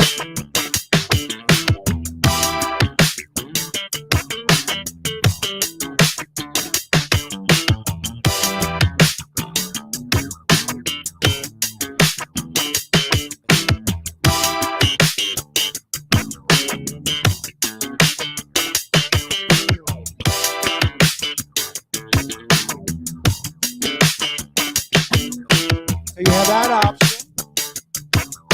A lot of times what I'll do too as well.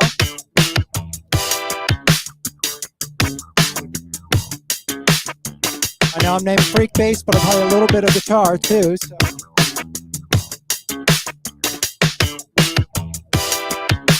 I'll bring this in just to keep building the groove up a little bit.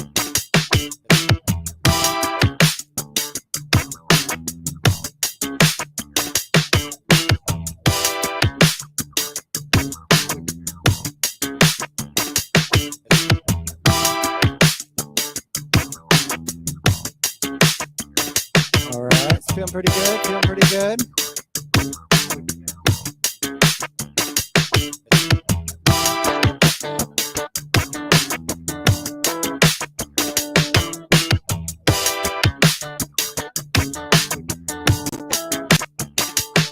That in.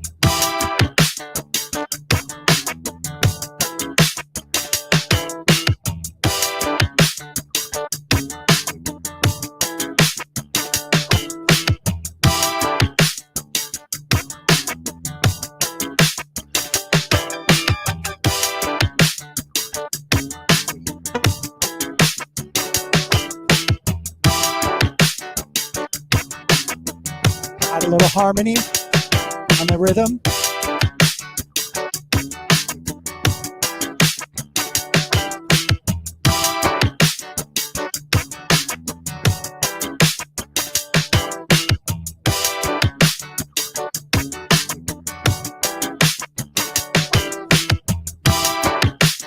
So now we got everything's starting to feel pretty good.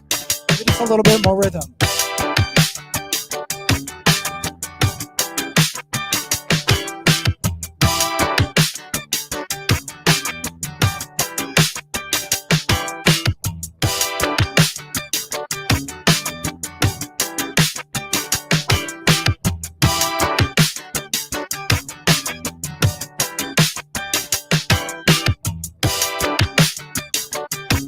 And you know, like I mentioned to you before about sometimes at Twitch, the chat, we call them the rescue squad, might say a word or a phrase.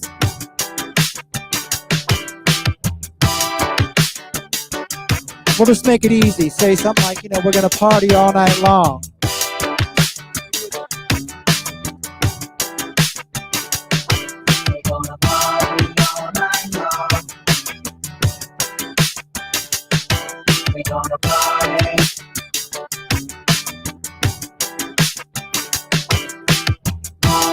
All night long. We're gonna party. And I'll add that. Party all night long. We're gonna party. We're gonna party all night long. We're gonna party. We're gonna party all night long. We're gonna party. We're gonna party all night long. We're gonna party. And there you go. Now we got our groove. We can break it down a little bit. We're gonna party all night long. We're gonna party. We're gonna party all night long. We're gonna party. We're gonna party all night long. We're gonna party. Give a little bit of this, maybe. We're gonna party.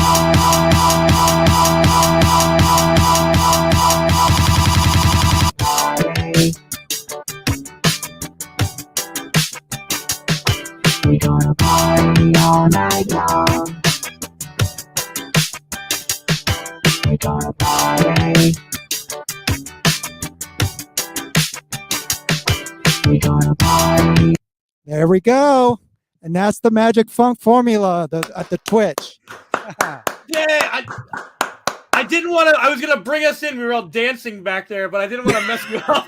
No, that's not. That's great. I can see everybody in the bottom. They're just like grooving out. I think we just set fire to the internet right now. Right that was on. amazing. Oh well, thank you. Oh, that is so like who wouldn't want to listen to that? Like that is so much fun. Well, and you just created that out of nowhere. And what's neat about it too is you saw how I kind of started adding each part. Well, the it's like a chef making a beautiful. Oh, thank you. Well, and then so Yeah, what we it's like start it's- doing, I love that. I love Yeah. that. we'll start flipping it though sometimes too, where like so maybe if I do something really cool on guitar, I might extract the bass and then have the bass actually start following the guitar. So like it's just ever evolving. So one grooves, I mean, I've had grooves on Twitch sometimes that I think are going to go 5 or 10 minutes and they end up going an hour because it just keeps evolving into something else. I absolutely love it. 'Cause you Like can actually, also- if you on Instagram today, I had posted something from Music Fest 2019. Yep. Where you do that on stage. Yeah. Yeah. I use a loop And station then on you have a stage, band too. around you too that can kind of follow the lead. And it is a special thing to witness. Like if you guys get the chance to ever see FREEKBASS play live, or especially again at Music Fest, it is such a cool thing. Yeah, and that's one of my favorite. I mean, we play a lot of festivals, but Music Fest is such an amazing festival. I love it. Oh, and you guys are lucky to have it there. Yeah, speaking of which, You so reminded my Phil, you're on his wall. you reminded me. My whole wall back here is pictures I've taken from Music Fest, and you're only the second person I've interviewed that's actually on the wall. So hang on a second. Oh, Wait, wow. So I think this is 2018. Okay. And so I'm reading this like review of who's playing the night. This was before I did my own. Sure. And I'm like, okay, this guy plays just bass, and okay, but I'll go check that out. And then I show up to the stage, and you're in a straight up Riddler costume. That's right. Oh wow, I love that photo. That's awesome. That's amazing. I mean, Music Fest just is very photographic. Yeah. Anyway, so I love this picture because you are in full bass mode, and I stood there for the entire set. I was absolutely mesmerized. Oh, thank you so much. Oh my God, and then so we actually have a video I took of then the following year where you didn't show up in a Riddler outfit. You showed up in like a Jackson Pollock, like awesome blood splatter. I don't know if I have that queued up. So. Well, my bad. Well, with how good you are with it. Yeah, I'll figure it out. You guys just Yeah. Anyway, but I guess I did want to take a moment to maybe take a break from the music talk, if you don't mind. Not at all.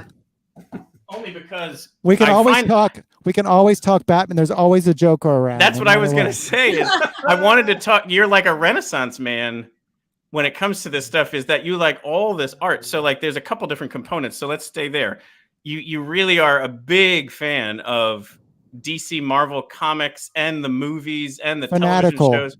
Right. It's awesome. So like, where does that come from? Where does your love of like maybe the comic book of universe, if you will, come from?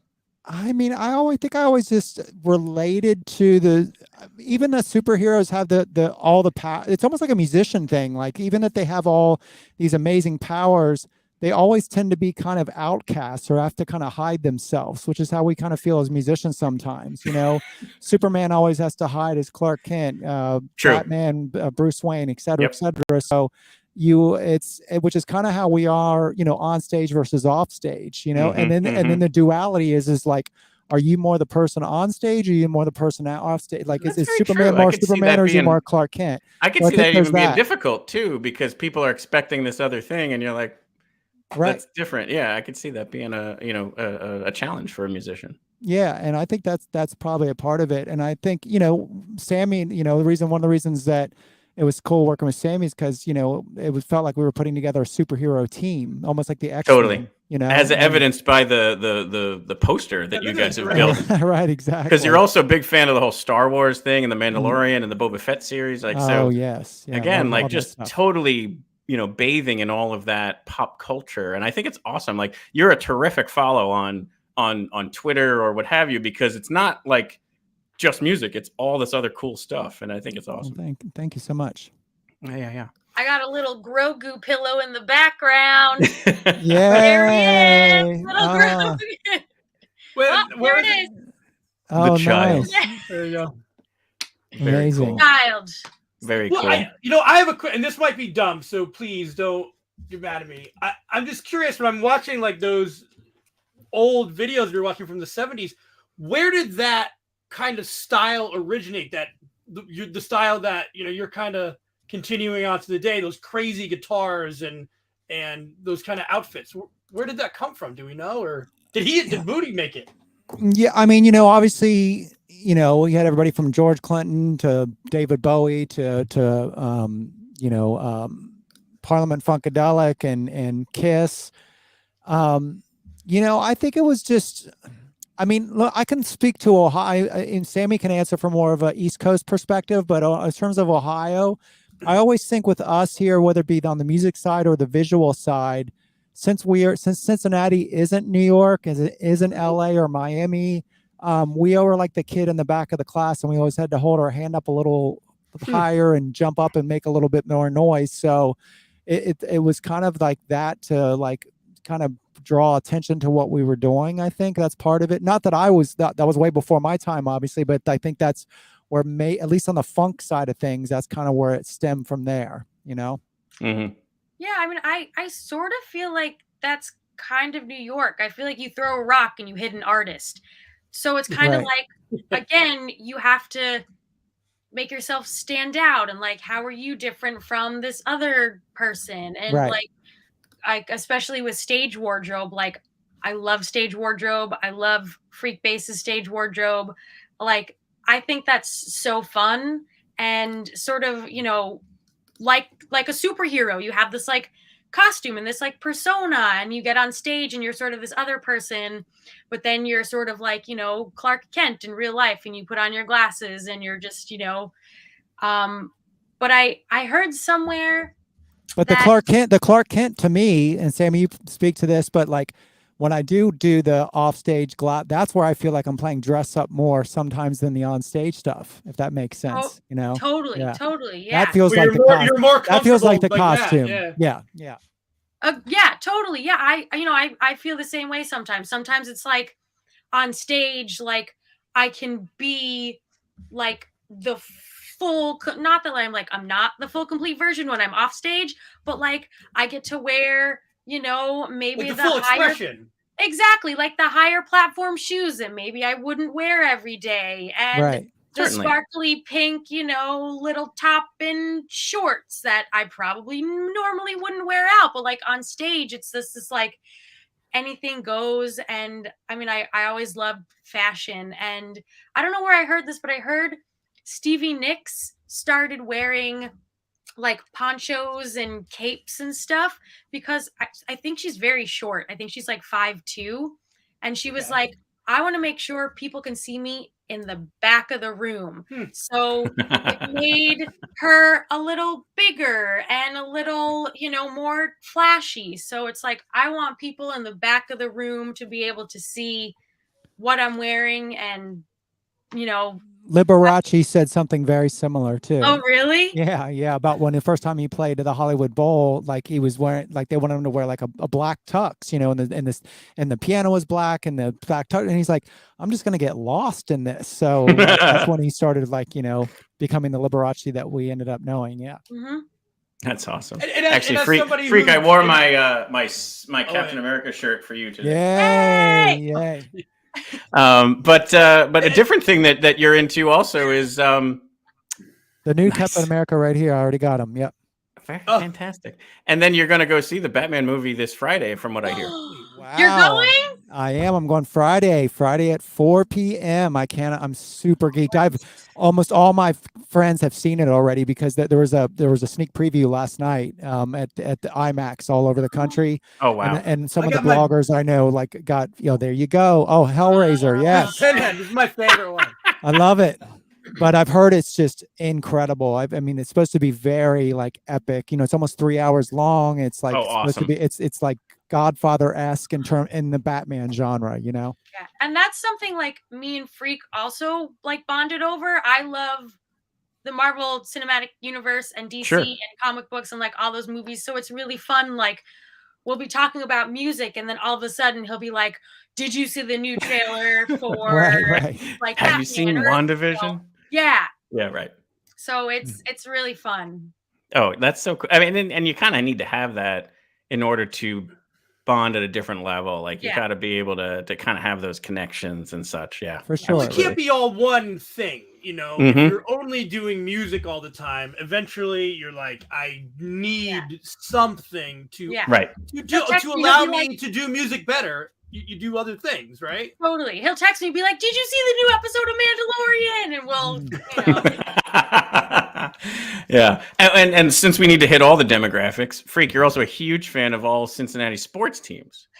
Yeah, and it's kind of, well, it's good and bad. Obviously, it's great because the Bengals just went to the Super Bowl, which is incredible. Right. But it's heart-wrenching right now because I love the Bengals, but my number one love are the Cincinnati Reds baseball team, and not just the Reds, but all of baseball is looking like it's not looking real good right now. So I mean, I'm sure they're going to play in the season, but just them even canceling. I mean, right now I've heard they're going to cancel the first 2 series. That's where it's at right now, and I just think they're making a big mistake doing They that, are. I mean, anytime this happens, you lose. It's the worst time if you're going to do this during COVID, right? Right. Exactly. When no one can go to the ballpark. Exactly. It was ending, but it is kind of a shame because there's so many people, myself included, looking to get out to the ballpark or something like that. And exactly. And now people, we're getting to the place where things are starting to open up again, and we can do those type of things. Right. And it's just, I think they're both, I'm not saying who's right or who's wrong on either side. It doesn't really even matter, it's just like,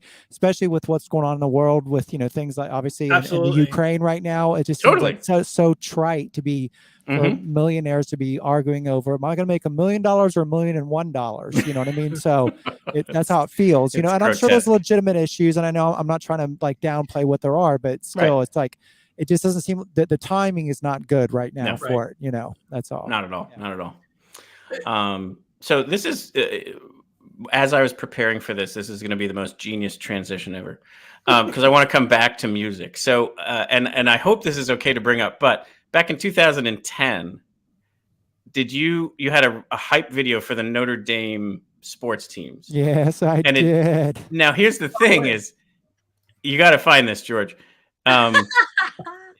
I listened to it and I don't understand what the big problem was. I think what it was especially, it really started with the a lot of the alumni that were, like old school alumni. Right. And then here's this guy that looks like me coming in there, probably like, what is going on? So the way that all happened was, obviously, being from the Midwest, you can't help but being a Notre Dame fan because it's almost like they're the New York Yankees of the Midwest in terms of college sports. True. Yep. But the gentleman that does their visuals, I did a song for the Cincinnati Reds called Reds Fan. And they showed at the ballpark and they play the song and stuff. And so he happened to be there. He saw it. He loved it. He said, would you be interested in doing a song for Notre Dame? And I was like, sure, that sounds fun. And he's like, well, let's do it. And then we did the song and he's like, well, you want to do a video? And I'm like, okay. And believe me, I was apprehensive about, I talked to a lot of even my friends that are like sportscasters here in Cincinnati. And I was like, is this the right thing to do? It's like, I'm not from Notre Dame. I didn't go to Notre Dame. And so I get it wasn't like, I get that, if someone came in here, looked like me and was doing a song about the Reds, I'd be like, dude, what's going on? You're not a Cincinnati guy. So I get all that. So it was, but it was crazy. The blowback was extreme for a few days. Really? It was crazy. When I read, and it was usually older people. Like the Democrat, usually the younger folks like dug it, but it was like the folks that were like the alumni types. They were like, didn't get it at all. Yeah. Right. And it was like, it's like sacred ground type stuff, and I get it. And it's like, I'm not, there's the Reds fan one. Right. Exactly. So I get whether, sports are a very personal thing to people, and I get it. And, and I just thought it was going to be kind of an afterthought video, and it just kind of like went kind of viral there for a few days. And, but you live and learn. It's all good. It's wild what people get mad about over, you can never really tell. It's like, you're not going in there with any bad intentions. No, not at all. It was to honor everything. And it was like, I felt hugely honored to be able to even like to be in this sacred hall, I guess you could say. And, it's an amazing franchise and it's got an amazing history, just like the Reds did. So, but again, I totally get, they actually last year, a reporter came out from the Atlantic, which is a big sports thing. And they did an article. He actually came to our show, and he was actually at our Ludlow Garage show, Sammy. I don't know if you knew that or not. Yeah. And great guy. And he really, really nice piece. It was very, very balanced. And and to me, it's like amazing. I still see, that was 2010. It's 2022, 12 years ago. not all the time like it was, of course, one time, but every once in a while, I'll still, especially with amongst the Notre Dame community, that is, I'll still see some talk about that, and then I'm like, wow, that's crazy. You know, people still talk, but you know. And I did, like I said, like I read the articles and I'm like, wow, he must have really blown it. And I go back and I watch it and I'm like, this is good. Like it's a hype video. Like you're not winning a Nobel Peace Prize. Like it was just to get people psyched for a game. Like get over you know what it it is? It's probably like one guy. You know, it's just like that one guy. Right. Yeah, I get it. Yeah. It, you know? Yeah. So anyway, I only brought it up only because I thought there was all of that blowback was totally off base and completely wrong. And I want people to, know that the truth behind it all was that it was great. I mean, so anyway, I think I set the record straight tonight. I'm setting the record straight. Right. That's what I was doing. I have nothing but mad respect and mad love for that university and everybody that both plays and works there. It's a great thing. And actually I think it was right around then that one of the running backs, what was his name? He came back and was talking about how much he liked during that blowback period, which was like not the cool thing to say. Then he came back, he's like, I love it, and stuff. So that was really nice. I was like, thank you, But we us musicians need our skin thickened a little bit every once in a while. So that was my that kind of gave me a little. We're sensitive people. We're sensitive people. We are sensitive people. Our artistic people are sensitive people for sure. Yeah. Yeah. So but as you guys were just talking about, getting back out into the world, what have you been doing? Have you started planning? I mean, I'm sure you do have some gigs coming up, but have you started that process and getting yourselves ready to face the world again? Yeah, that's actually perfect transition, George. Oh, sorry. No, it was awesome because that's actually what we do. Is like you have the tour starts on the 25th, right? Correct. Yes, in Cincinnati here. It's actually the first date is actually the makeup of our New Year's Eve show. Our New Year's Eve show. Oh, is that the Funkadelic Kiss mashup? It thing? Is. Yeah, and we had to cancel it because of COVID. It was like literally the day before because Cincinnati got a state of emergency thing the day before. Mm-hmm. Yeah. So that's the kickoff, which will be nice, starting in Cincinnati, and then we head out there mostly East Coast, New York City. We're playing Brooklyn, New York, and at Brooklyn Bowl, and Delaware, Wilmington, Delaware. Then we head to Virginia for a couple of days, and then end off on South Carolina. So it's gonna be a nice little couple. And we've played spotty. I think Sammy could say the same thing. We've all played over the last few months, played little spotty dates here and there, like a festival here, a club date here, but. At least for me, I know I haven't gone out for like a solid 2-week run in a long time. So it's gonna be exciting. It's been a while. It's been a little bit. Yeah, and I always write stuff to the Arts Quest people. I'm always like, hey, can we have them play 2 shows at Music Fest? One for the Funkadelic Kiss show, and then one for just a FreeKBASS Sammy Garrett show. I would love to do that. That'd be great. Yeah, that'd be awesome. That's what I was saying. I was like, how do you pick? Like, just bring them both on and do them on just separate nights. There we go. Or just have a real long set and we'll do like costume changes and do it like that too. Can you guys come out in my favorite one you did recently was when you came out as Squid Game. That one was awesome. Oh, that was great. Yeah. That was our Funksgiving show. Yeah, that's right. Funksgiving. That's right. Fantastic costume. Yeah. And did you see, I don't know if you guys saw any of the SAG Awards the other night, the String Actors Guild Awards, that the Squid Game won a ton of stuff. Yes. It was so cool to see that. Yeah. As it should. It was so good. Oh, it was great. But it's cool to see that. I just love seeing the world shrink, I don't mean that in a negative way. I mean in a positive way that we're all connected that kind of way now. That who would have thought a few years ago that something from South Korea would have the kind of impact that it has over here in the United States. It's amazing.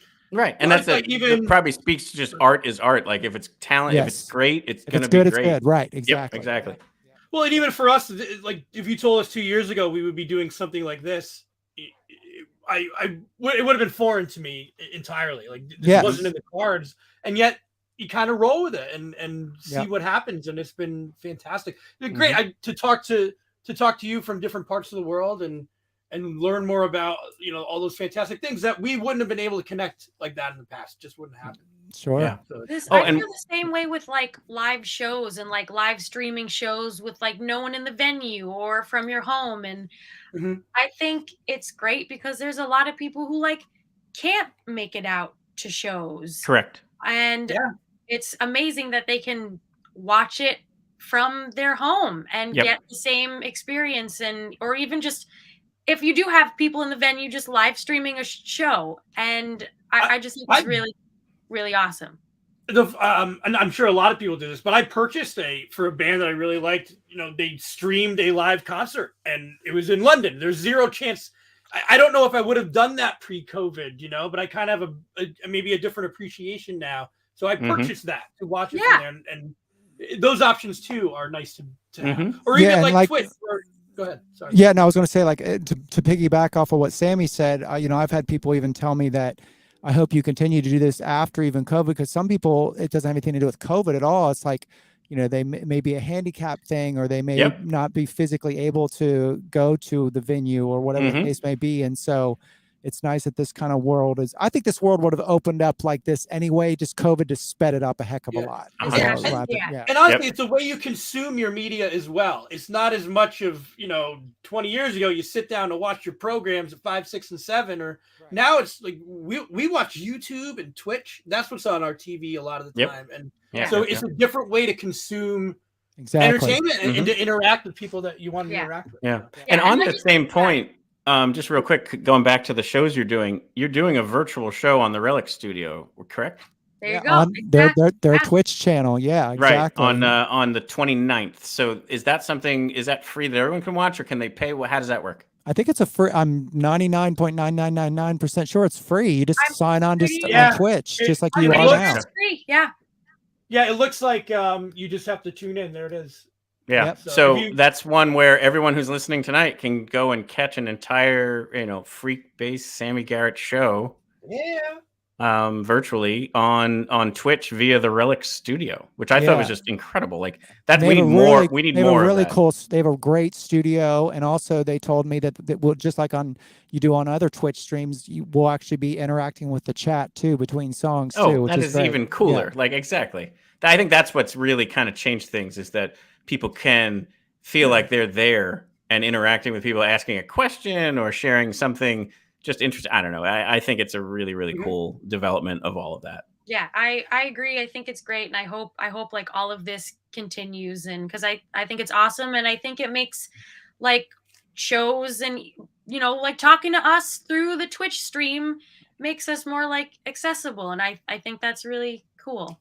Totally. I agree. And it makes it, go ahead.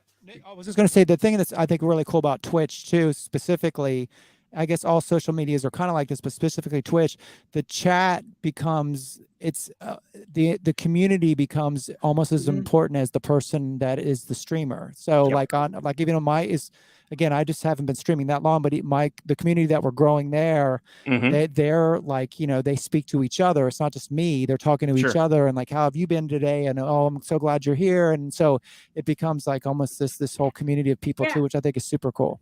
We had a couple of your fans come into our stream, and I showed some of those chats while you were playing. And that's, nice. I mean, thank you, but it's a great way. That's great. They were like, "Hey, it's our guy. Wait, he's on another channel." We'll well, I posted it. We have a Discord, so I posted that we were going to be on the Discord today. Yeah. And for those of you who might be tuning in for the first time, we do this the first week of every month. It could be a Tuesday, it could be a Wednesday, but we have 2 artists on the first week of every month. So if you want to tune in and subscribe to us, our goal is to bring your next favorite band. That's kind of what we're trying to do, is bring music that maybe you haven't heard of before, or a genre you're not typically into, but that you might follow us and be like, wait, that's something back to the point before. I want more of that in my life. I agree. Who knows who we touched tonight that we're like, I need more funk band. I'm looking at the chat now for the first time. I didn't hit that before. I see Tammy AW Design is on there. Sammy Eats. Some of these up. Yep. Yay. Sammy Eats. All right. I remember that very first Sammy And FreekBass Cooks. And FreekBass Cooks. That's right. I did cook once on there. I made some vegan chili on there. Yeah. Oh, very cool. That's right. I remember that. Yeah. It's about the only thing I can cook too, and that's about it. Well, listen, anything else that you would want to promote? Like, did you want to cover anything else, George? No. I was going to say, anything else you want to promote? So obviously, there's the upcoming shows. Oh, you have a new out. So you've released 8 albums. Is that correct, FreekBass? That sounds about right. Yeah, I haven't counted. And then you have the latest one, Primaria. Yes, which is an EP of the stuff we did at this label that we've been working with for the last few years called Color Red out of Denver, Colorado, who are just an amazing label, doing some really cool stuff. And it's a beautiful vinyl. It looks like it is just an absolutely gorgeous play. So if you like vinyl, maybe that's a good way to go. But in general, again, if you're streaming things, definitely tune in, to the FREEKBASS channel. And, there's the tour coming up with the Bump Assembly, which is, Sammy and the rest of the band. And I just think people need to, find a way to get out and see the shows. Oh, I can't wait. I mean, I'm so excited to get out. We're going to be actually performing some of the stuff off of Sammy's upcoming record too, as well. And, make sure you listen to her song With You. It just came out, about 2 weeks ago or so, and check out her song and video. Yeah, on Valentine's Day. That's right. That's right. I was That is thinking a how great short of a release month. February is such a short. February, it went like by so bam. quickly. Yeah, I know. Yep. It's over. Yeah. We're in But March yeah, already. it's out on all streaming platforms. There it is. There you are. There it is. So you can, if you follow me on Spotify and Instagram and stuff, you'll be updated about all the tours and shows. And I got some cool Sammy merch for the first time, which is so exciting. Nice. I know. And, What'd you get? Like, what'd you say? buttons? What kind of merch did you get? Ooh, Like, is Angie your- Wilson helped me design it. So we got some shirts Nice. and some like cool little pouches Perfect. that you can like put all your little trinkets in. Yep. Everything that you need right in Yeah. the bag. One time at Music Fest for my company, we gave away straws that you could put into your Music Fest mug. I don't know if they would fly Oh, now. that's now that- interesting. That's a cool merch but item. they were rubber straws and they came with a little carrying case, and I bought like 500 of them. Oh, I like that. Wow. That's We put up a dope. logo on it, and Your own it was a personal hit. straw. I Yeah. know it was. Maybe we'll bring it back. We'll see. But Nice. we love hope to, hopefully we get to, if not at Music Fest, which we hope, but this summer, of course, we're looking forward to getting out there as well. Mhm. Yeah, Nice. that's great. Yeah, we're gonna be doing a lot of touring this year. We call this obviously Funk the World Tour Part 1. This is just the first leg. We're gonna be doing a whole run out west, Colorado, New Mexico, right. that direction. And so we'll be announcing more dates here relatively soon as well. Very cool. Yeah, and there's more than just Music Fest around here. There's lots of venues within, whether it's 20 minutes or 40 minutes.